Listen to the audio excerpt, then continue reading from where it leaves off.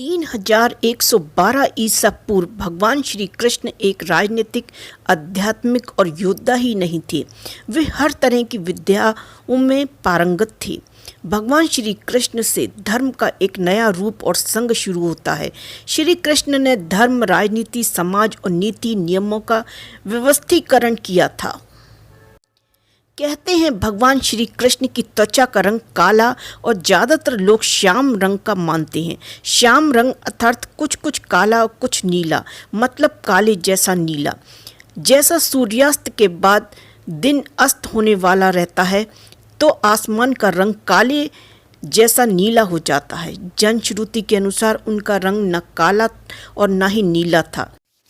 दरअसल उनकी त्वचा का रंग मेघ श्यामल था, अर्थात काला, नीला और सफ़ेद मिश्रित रंग का। कहते हैं कि उन भगवान श्री कृष्ण के शरीर से मादक गंध निकलती रहती थी। इस गंध को वे अपने गुप्त अभियानों में छुपाने का उपक्रम करते थे। यही खूबी द्रौपदी में भी थी। द्रौपदी के शरीर से भी सुगंध निकलती रहती थी जो लोगों को आकर्षित करती थी। सभी इस सुगंध की दिशा देखने लगते थे।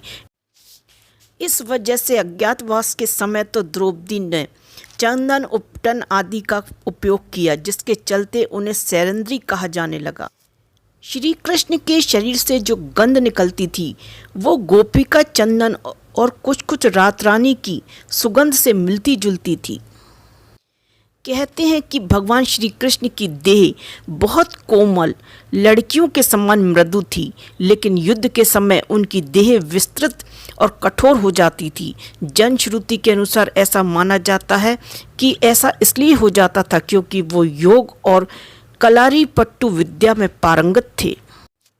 भगवान श्री कृष्ण का जन्म मथुरा में हुआ था। उनका बचपन गोकुल, वृंदावन, नंदगांव, बरसाना आदि जगहों पर बीता। द्वारिका में भी उन्होंने अपना निवास स्थान बनाया और सोमनाथ के पास स्थित प्रभास क्षेत्र में उन्होंने देह छोड़ दी। दरअसल भगवान श्री कृष्ण इसी प्रभास क्षेत्र में अपने कुल का नाश देखकर बहुत व्यथित हो गए थे और वे तभी से वहीं रहने लगे थे।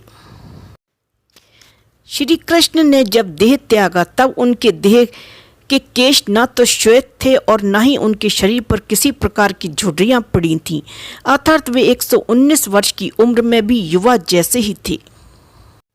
एक दिन भगवान श्री कृष्ण वृक्ष के नीचे विश्राम कर रहे थे, तभी किसी बहेलिये ने उनको हिरण समझकर तीर मार दिया। ये तीर उनके पैरों में जाकर लगा और तभी उन्होंने देह त्यागने का निर्णय ले लिया। एक दिन वे इसी प्रभाव क्षेत्र के वन में एक पीपल के वृक्ष के नीचे योग निद्रा में लेटे थे। तभी जरा नामक एक बहेलिये ने भूलवश उनको हिरण समझकर विष युक्त वाण चला दिया जो उनके पैर के तलवे में जाकर लगा। भगवान श्री कृष्ण ने इसी बहाना बनाकर अपनी देह त्याग दी।